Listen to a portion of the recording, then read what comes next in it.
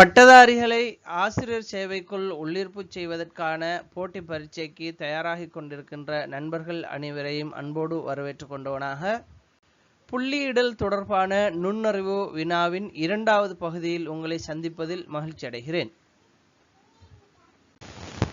Okay, இந்த வினாவுடைய முதலாவது வினாவுக்கான விடை நாங்கள் நேற்று பார்த்திருந்தோம்.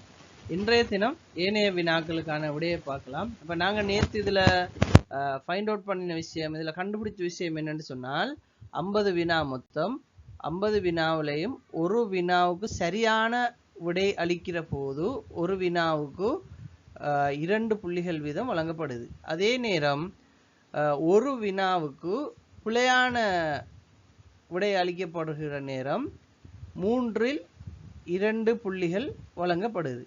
இப்போ நாங்கள் என்ன செய்ய போகிறோம்னு சொன்னால் ஏனைய வினாக்களுக்கு விடை அளிக்க போகிறோம்.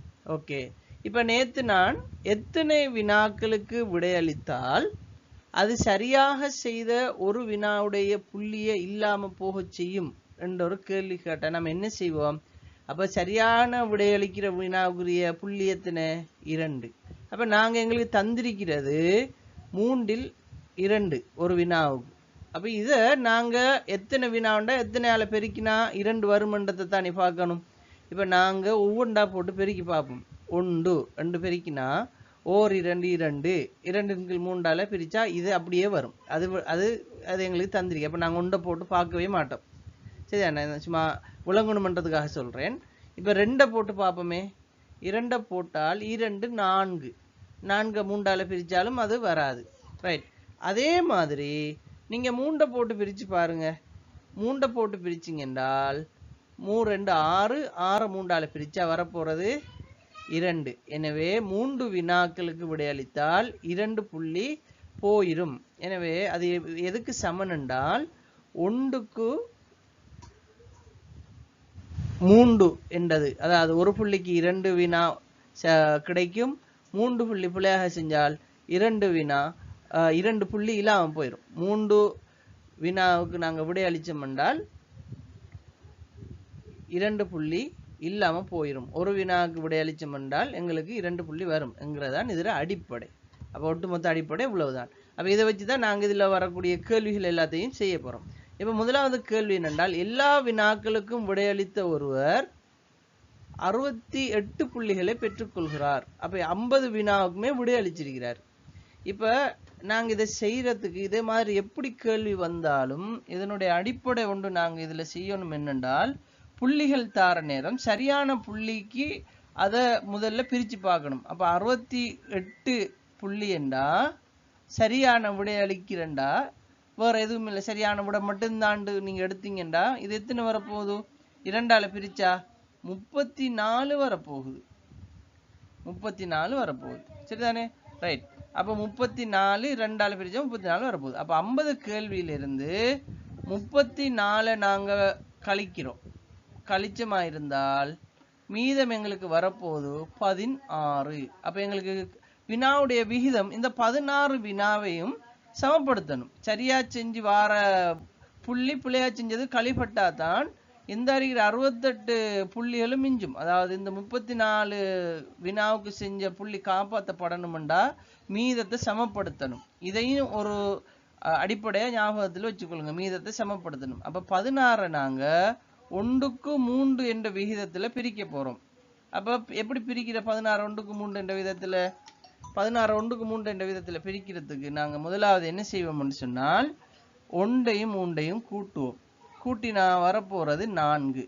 அப்போ இந்த 16 4ஆல் பிரிக்கிற நேரம் எங்களுக்கு வரப்போகிற விட 4. எனவே 1 வீதம் 4 என்றால் 3 வீதம் 12. அப்போ இங்கே கேட்டுக்கிற கேள்வி என்னென்றால், சரியாக செய்த வினாக்கள் எத்தனை? அப்போ இவர் அந்த மீதம் இருந்த வினாவிலையும் 4 செஞ்சுக்கிறார். ஏற்கனவே 34 செஞ்சுக்கிறார். அப்போ எல்லாம் சேர்த்து 38 வினாக்கள் சரியாக செய்திருக்கிறாருங்கிறதான் இந்த கேள்விக்கான விடை. இதில் இரண்டாவது வினாவுக்கு செல்லலாம். இரண்டாவது வினா என்னென்றால், ஒருவர் 2 வினாக்களுக்கு விடையளிக்காது அப்படின்னா 22 வினா செய்யல, மொத்தமாக செஞ்சது 48 வினா தான் செஞ்சிருக்கிறார். 64 புள்ளிகளை பெறுறாரு. பிழையாக செய்த வினாக்கள் எத்தனை? அப்ப இதுவும் அதே விஷயம்தான். நாங்க என்ன செய்ய போறோம்? 64 2ஆ பிரிக்க போறோம். பிரிச்சமா இருந்தால் எங்களுக்கு 32 வினாக்களுக்கு அவர் விடை அளிக்கிறார். அப்ப நாங்க 32 வினாக்கள் விடை 32 வினாக்களுக்கு வரக்கூடிய புள்ளி தான் அந்த 64ஆக இருக்கும் இல்லையா? ரைட். அப்ப நாங்க 48 தான் செஞ்சுக்கிறாரு. அப்ப இந்த 48ல இருந்து நாங்க கழிக்க போறோம் 32. 32 கழிச்சு பார்த்தால் எங்களுக்கு எத்தனை வரும்? 16 வரும். 48 வினா மொத்தமே செஞ்சது 48. அதுல சரியாக புள்ளியை கொடுக்க போறது 32 வினா. இப்ப மிச்சம் வைக்கிறது 16 வினா. இந்த 16 வினாவும் தான் என்ன செய்ய போகுதுண்டா 2ஆ பிரிய போகுது. எப்படி? சரியாக செய்ததும் பிழையாக செய்ததும். இந்த சரியாக செய்ததுடைய புள்ளிய இந்த பிழையாக செய்ததுடைய புள்ளி கழிக்க போகுது. அப்ப அப்படி கழிக்கிற நேரம் தான் எங்களுக்கு இந்த 32 வினாவுக்குரிய 64 புள்ளியும் மிஞ்சும். சரியாக மிஞ்சும். சரிதானே? ரைட். அப்ப நாங்க இதையும் என்ன செய்ய போறோம்டா 1:3 என்ற விகிதத்துல 16 பிரிக்க போறோம். அப்ப 1 3 4 16 பிரிச்சமா இருந்தால் எங்களுக்கு 1 வீதம் 4 வரப்போகுது, 3 வீதம் 12 வரப்போகுது. அப்ப இங்க கேட்டிக்கிற கேள்வி பிழையாக செய்த வினாக்கள் எத்தனை? பிழையாக செய்த வினாக்கள் 12. அப்ப எங்களுக்கு இதுல 12 வரப்போகுது. இதுல முதலாவது விட 38. இப்ப இங்க வரப்போகுது 12ன்றது விடையாக வரப்போகுது. ரைட். இப்ப அடுத்த கேள்விக்குள்ள நாங்க போகலாம். 32 வினாக்களுக்கு விடையளித்து 58 புள்ளிகளை பெற்றால் விடையளிக்காத வினாக்கள் எத்தனை? இப்ப நாங்க இது அவசரமா வாசிச்சு இந்த கேள்விக்கு விடையளிக்கிற நேரம் நம்ம என்ன பதில் சொல்லுவோம்? அதான் 32 வினாக்களுக்கு விடையளிச்சுக்காருன்னு தானே வருது. அப்ப 40ல மொத்தம் 32 போனா மிச்சம் எத்தனை விடையளிக்கணும்? 8க்கு தானே விடையளி. அதாவது 32 மொத்தம் 50 வினா. 50 வினாலும் 32க்கு விடையளிச்சுக்கிறார் என்றால் நாங்க மிச்சத்தை கழிச்சா சரிதானே, 18 வந்தா சரிதானே என்று நாங்க நினைப்போம். அப்படி இல்லை. இப்ப இங்க கேட்கிற கேள்வி 32 வினாக்களுக்கு மட்டுமென்று சொல்லல. 32 வினாவுல 58 புள்ளி கிடைச்சிக்கு. அப்ப அதுல பிழையா வந்த வினாக்களும் இருக்குது, விடையளிக்காத வினாக்களும் இருக்குது. 32ல இருந்து அவருக்கு 58 கிடைச்சிக்குது. அவ்வளவுதான். அது எத்தனை வினாக்கு விடையளித்தார் என்ற தரவு இதுல தரப்படலை. அப்ப நாங்க அதை தான் கண்டுபிடிக்க போறோம். சரி, அதை எப்படி கண்டுபிடிக்கலான்றதை பார்ப்போம். இப்ப 32 வினாக்களுக்கு விடையளிச்சு 58 புள்ளியை பெறுறாரு. இப்ப நாம செய்ய போறது என்ன? 58 புள்ளிகளை அவர் பெறுறாருன்னு சொன்னால் 32 வினாவையும் சரியா செஞ்சிருந்தாருண்டா எத்தனை புள்ளி பெற்றிருப்பாரு? 32 சரியா செஞ்சிருந்தாருண்டா 64 புள்ளி பெற்றிருப்பார். சரியா செஞ்சிருந்தாருண்டா 32 வினா மட்டுமே செஞ்சு சரியா செஞ்சிருந்தா 2 படி 64 எடுத்திருப்பார். அப்ப இதுல மீதம் எத்தனை? 64ல 58 கழிச்சா 6. இப்ப நம்ம செய்ய போறோம் என்னன்னு சொன்னா இந்த 6ல 6 புள்ளி, அதாவது 6 புள்ளி அவர் எடுக்காததுனாலதான் என்ன நடந்துக்குது? 58 வந்துக்குது. அப்ப இந்த 6 புள்ளியும் பிழையாக செஞ்ச வினா. அப்ப நாம என்ன செய்ய போறோம்? இந்த 6 புள்ளியையும் பிழையாக எத்தனை வினாவுக்கு வரும் என்றதை காண போறோம். சரிதானே? ரைட். இப்ப நீங்க இதுல ஒரு விஷயத்தை கவனத்தில் எடுக்கலாம். இந்த 2 புள்ளி வாரத்துக்கு நாங்க 3 வினா செய்யணும். சரிதானே? அப்ப 4 புள்ளி வாரத்துக்கு எத்தனை வினா செய்யணும்? 6 வினா செய்யணும். அதே நேரம் 9 புள்ளி வாரத்துக்கு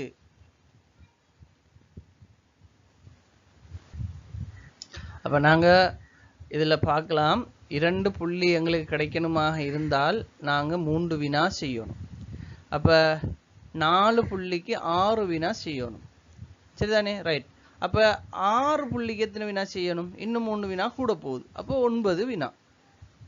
சரிதானே? அப்போ 9 வினா 6 புள்ளிக்குரிய வினா.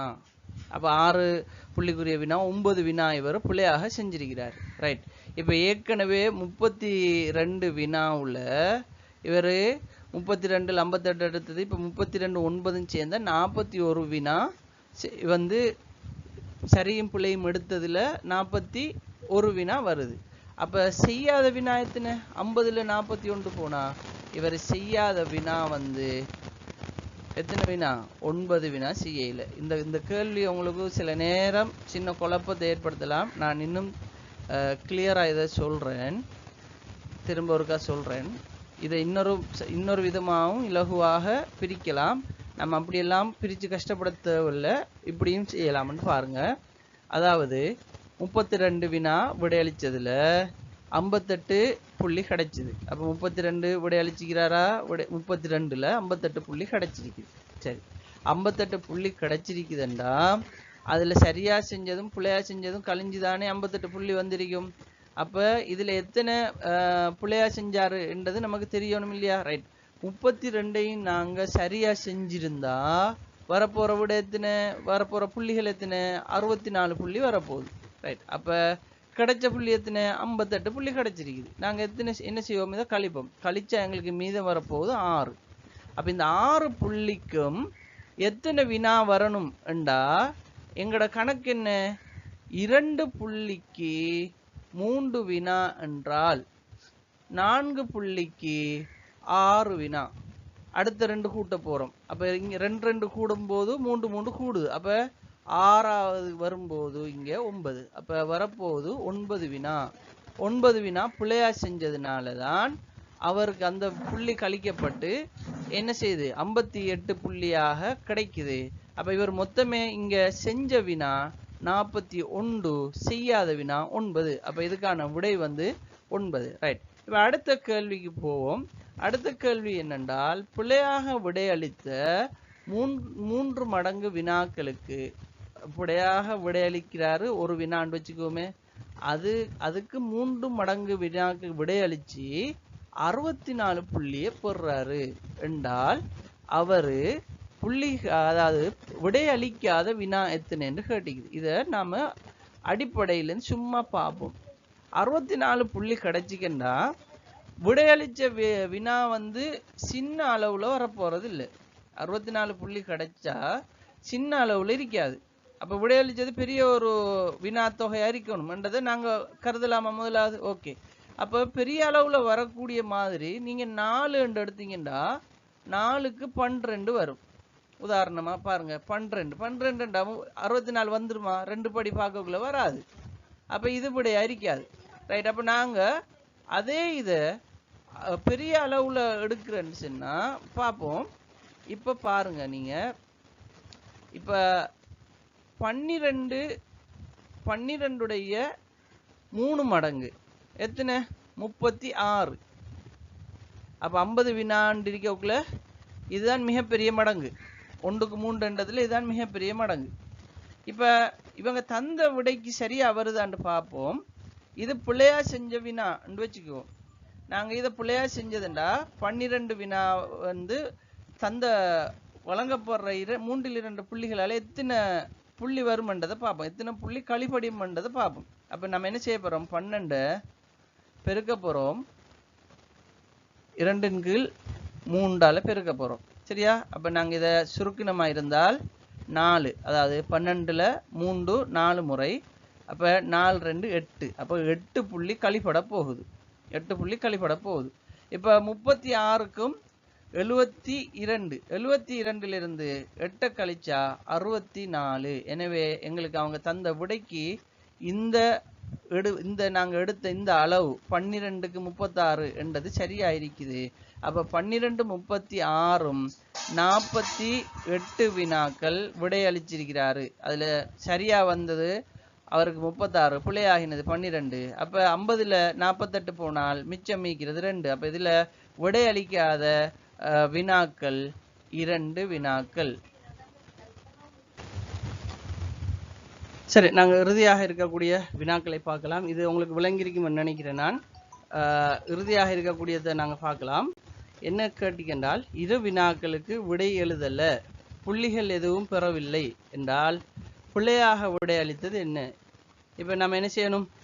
2 வினா, இறுதி வினாவுக்குரிய விடையை பார்க்கலாம். கேள்வி என்னென்றால், 2 வினாக்களுக்கு விடை எழுதாது. அப்ப எழுதின எத்தனை? 48க்கு தான் விடை அளிச்சிருக்கிறாரு. புள்ளி எதுவும் இல்லை, புள்ளிகள் எதுவுமே கிடைக்கல என்றால் எத்தனை வினாவுக்கு பிழையாக விடையளித்த வினாக்கள் எத்தனை? இப்ப நாம செய்ய போறது என்னண்டா 48. சரியான 48 வினாவுல வந்து எங்களுக்கு தெரியும், நாங்க ஒரு வினாவுக்கு ஈக்குவல் ஆகுது 3 பிழையான வினா. அப்ப 1க்கு 3 எத்தனை? 1க்கு 3 என்றது இப்போ நாம் இதில் செய்ய போகிறது 48 வினா இருக்குது. இந்த 48 வினாவையும் 1க்கு 3 என்ற விதத்தில் நாங்கள் பிரிச்செடுக்க போகிறோம். பிரிச்செடுத்தமாக இருந்தால் இதுவரைக்கும் தான் புள்ளியே இல்லை. அப்போ நம்ம இதில் புள்ளியை பார்க்க தேவையில்லை. எத்தனை வினாவுக்கு பிள்ளையா விடை அளிச்சாருன்றதை கண்டாலே இந்த இதுக்கான கேள்வி விடை வந்துடும் எங்களுக்கு. சரிதானே? அப்போ 48 நாங்கள் என்ன செய்வோம், 4ஆல் பிரிப்போம். 4ஆல் பிரிச்சமாக இருந்தால் வரப்போகிறது 12. அப்போ சரியா விடையளித்த வினாக்கள் 12. ஏன் நான் சரியா விடையளித்ததுக்கு 12 போட்டேன்? ஒரு பங்கு 12 என்றால் பிள்ளையா விடையளித்தது 36. இப்போ நாங்கள் இதை கணக்கு பார்த்தா கூட இந்த 12க்கும் விடையளித்தது எத்தனை வரப்போகுது? 24 வரப்போகுது. இப்போ இந்த 36 நாங்கள் 2/3 என்று கணக்கு வைப்போம். கணக்கு வச்சு நாங்கள் இதை கணக்கு பார்த்தோமா இருந்தால் சரிதானே? இப்போ பாருங்க, இதை பிரிச்சமா இருந்தால் 12 என்ன, 36ல் 3 12 முறை. அப்போ 12 தர 2 24. அப்போ இதுக்கான புள்ளிகளும் 24 வரப்போகுது. அடுத்த 24 புள்ளியையும் இந்த 24 புள்ளியையும் இந்த 24 புள்ளி என்ன செஞ்சிருது? இல்லாமல் செஞ்சிருது. எனவே பிள்ளையாக விடையளித்த வினாக்கள் எத்தனை என்று கேட்டால் எங்களுக்கு 36. நான் இந்த திரும்ப ஒருக்கா விளங்கப்படுத்துகிறேன். இங்கே எங்களுக்கு புள்ளிகள் எதுவும் தரப்படலை, வினாக்கள் மட்டும் 48 என்று தரப்பட்டிருக்கு. அப்போ வினாக்கள் 48 கேட்டிக்கிற கேள்வி என்னென்றா பிள்ளையாக விடையளித்த வினாக்கள் எத்தனை? இப்போ புள்ளி தான் 0ல் இருக்குது. இப்போ புள்ளி 0ல் இருக்கிறதால நாங்கள் அந்த 0 புள்ளி இதிலிருந்து கழிச்சா 48 தான் வரப்போகுது. அப்போ அந்த 48 வச்சு தான் நம்ம இதை கணக்கு பார்க்க போகிறோம் என்றதுனால நாம் என்ன செய்கிறோம், நேரடியாகவே இது கணக்கு பார்க்குறோம். 1க்கு 3 என்ற விகிதத்தை 48ல் சமன்படுத்துகிறோம். அப்போ சமப்படுத்துகிற நேரம் எங்களுக்கு என்ன நடக்குது? 48 நாங்கள் 4ஆல் பிரிக்கிறோம். ஏன் 4ஆல் பிரிக்கிறோம்? இப்படி விகிதம் தரும்போது தரப்பட்டிருக்கிற எண்ணுக்கு நாங்கள் சமப்படுத்துகிற நேரம் இந்த எண்ணை கூட்டி வரக்கூடிய விடையை இந்த எண்ணில் இருந்து நாங்கள் என்ன செய்வோம், பிரித்து பார்ப்போம். அப்போ வரப்போகிற விட 4. 48ல் பிரிச்சமாக இருந்தால் ஒரு விகிதம் 12. அப்போ 1 என்பது 12 என்று, 3 என்பது 36 என்று வரும். இந்த 3ங்கிறது என்ன எங்களுக்கு? இந்த 3 என்பது எங்களுக்கு விடை அளிக்காதது. அப்போ இங்கே எங்களுக்கு 3 36 சொன்னால் விடை 36 வினாக்களுக்கு அவர் விடையளிக்கல, அதாவது பிள்ளையான விடையளித்தார் என்றதுதான் இந்த கேள்விக்கான விடை. நான் சில நேரம் சொல்கிற நேரம் என்னுடைய வார்த்தைகள் முன்ன பின்ன தடமாறலாம். ஆனால் கேள்விகள் மிக தெளிவாக மிக இலகுவாக செய்யக்கூடிய கேள்விகள், மிக இலகுவான ஒரு முறையை நான் உங்களுக்கு சொல்லி தந்திக்கிறேன் என்று நம்புகிறேன். கட்டாயம் இந்த வீடியோவை உங்களோட நண்பர்களோட ஷேர் பண்ணுங்க. எங்களுடைய பக்கத்துக்கு உங்களுடைய ஆதரவு தந்து மேன்மேலும் நாங்கள் வீடியோக்கள் போடுறதுக்கு உற்சாகம் அளிங்க. நன்றி.